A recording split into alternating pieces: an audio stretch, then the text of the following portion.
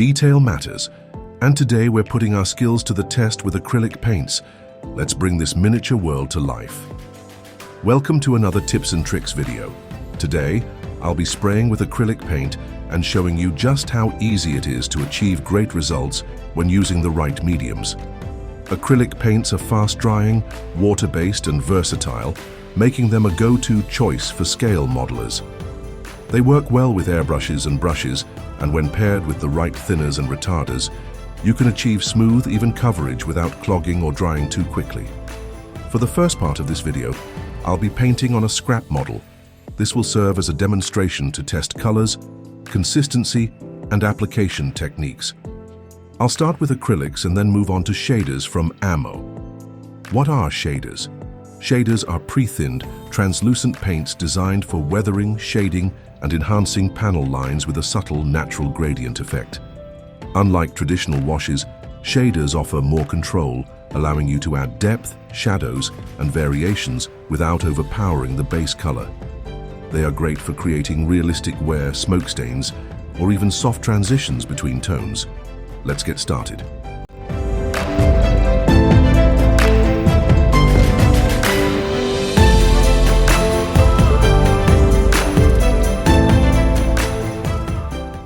So on this scrap model, I'm spraying the acrylic paint in thin layers, no heavy coats here. The reason for that is simple. Thick layers can bury details like panel lines and surface textures, and too much paint at once can cause runs, streaks, or uneven coverage, which we definitely want to avoid. By building up color gradually, you get a smooth, even finish that looks way more realistic.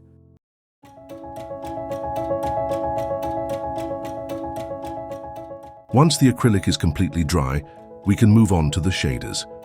Now I'm switching to another section where the base coat has already dried. Shaders from ammo are fantastic for adding depth, shading, and subtle weathering effects to your model. They're basically pre-thinned, translucent paints that let you build up color in a super controlled way.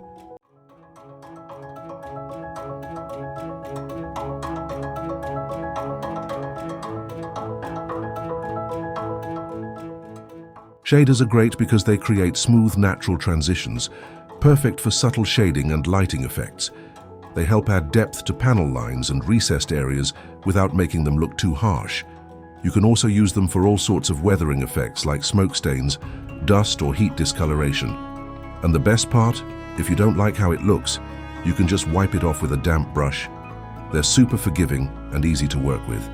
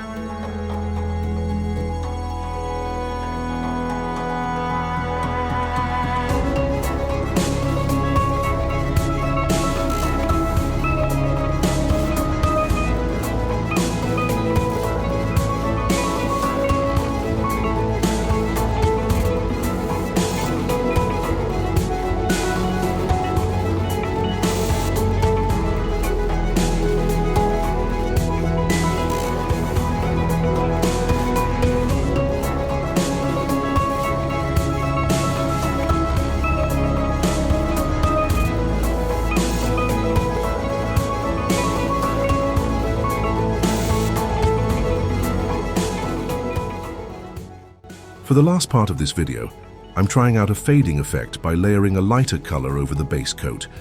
Again, this is just a test on a scrap model, so you can tweak the colors however you like. The point is just to show you how this technique works. and how you can use it to add realistic wear to your models. I hope you found this video helpful. If you did, don't forget to like, subscribe, and share. And if you've got any questions or thoughts, drop them in the comments. Thanks for watching, and I'll see you in the next one.